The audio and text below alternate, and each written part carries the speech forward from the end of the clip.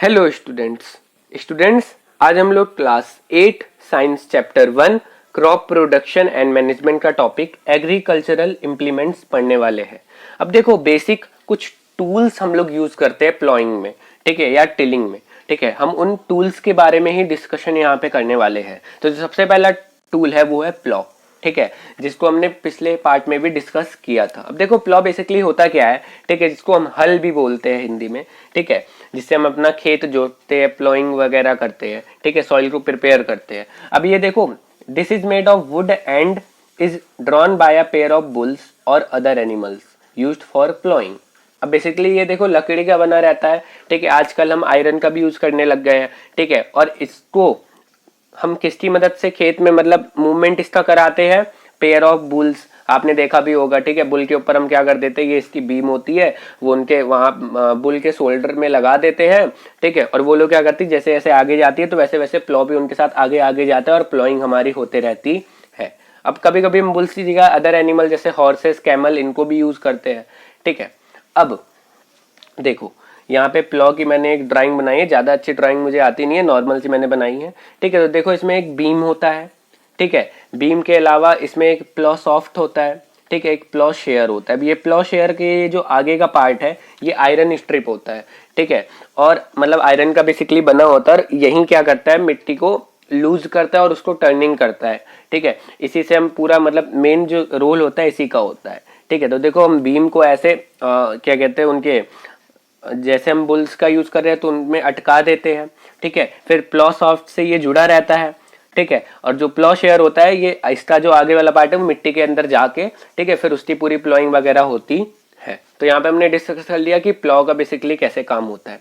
अब है हमारा नेक्स्ट हो, ठीक है। देखो हो को हम किस लिए यूज करते हैं, it is use for removing weeds, unwanted plants and for loosening the soil. अब इसको भी हम सॉइल के लूजनिंग के लिए यूज करते हैं। और जो हमारे वीड्स है, अब वीड्स क्या होते हैं, देखो कहीं भी अगर हम कभी भी फार्मिंग करते हैं या कभी भी कहीं भी हम क्रॉप अपनी क्या कहते हैं ग्रो कर रहे हैं, तो वहां पे कभी कभी क्या होता है ना कि कुछ ऐसे प्लांट्स ग्रो हो जाते हैं हमारी क्रॉप के साथ जिनकी हमें जरूरत भी नहीं होती और जो हमारी क्रॉप को नुकसान भी पहुंचा सकते हैं, ठीक है। तो इसलिए ये ग्रो ना हो, इनको हटाने के लिए हम यूज करते हैं हो का, ठीक है। बेसिकली होता कैसे कैसे ग्रो हो जाते हैं, जैसे मान लो अब ये ग्रो हो गए हैं, ठीक है। अब जैसे मान लो हम वीट की क्रॉप ग्रो कर रहे हैं लेकिन उसके साथ एक अनवांटेड प्लांट साइड ग्रो हो रहा है, तो ये क्या करेगा, अब सॉइल से इसको भी न्यूट्रिएंट चाहिए, तो हमारे वीट को क्या, जो वीट की क्रॉप है उसको न्यूट्रिएंट कम मिलेगा, और कभी कभी ये हो सकता है कि ये उल्टा वीट की क्रॉप को नुकसान पहुंचाने लगे, ठीक है। तो इसलिए हम हो की मदद से क्या कर देते हैं, इनको रिमूव कर देते हैं। यहाँ पे मैंने इसका भी डायग्राम बनाया है। तो देखो इसमें बेसिकली कैसे होता है स्ट्रक्चर, ठीक है।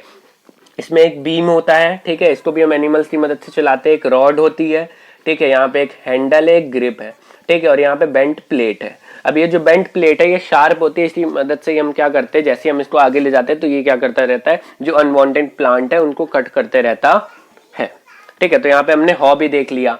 अब जो हमारा नेक्स्ट है वो है कल्टीवेटर, ठीक है। अब देखो कल्टीवेटर बेसिकली अब आजकल बोल सकते हो जो हल, ठीक है, पहले हम किससे प्लॉइंग करते थे, प्लॉ से, ठीक है, तो उसके जगह पे अब हम यूज करने लग गए प्लॉइंग के लिए कल्टीवेटर।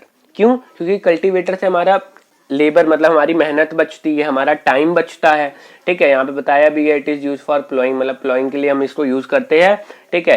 ट्रैक्टर ड्रिवन कल्टीवेटर भी होता है, ठीक है, और बेसिकली हम इसी का यूज करते हैं ज्यादातर, ठीक है। इसमें क्या होता है, कल्टीवेटर ट्रैक्टर से जुड़ा रहता है, जैसे जैसे ट्रैक्टर आगे जाता है वो कल्टीवेटर भी क्या करते रहता है, खेत को कल्टीवेट करता है, मतलब अच्छे से उसकी सॉइल को प्रिपेयर करता है, और इससे हमारा टाइम भी बचता है और हमारी मेहनत भी बचती है।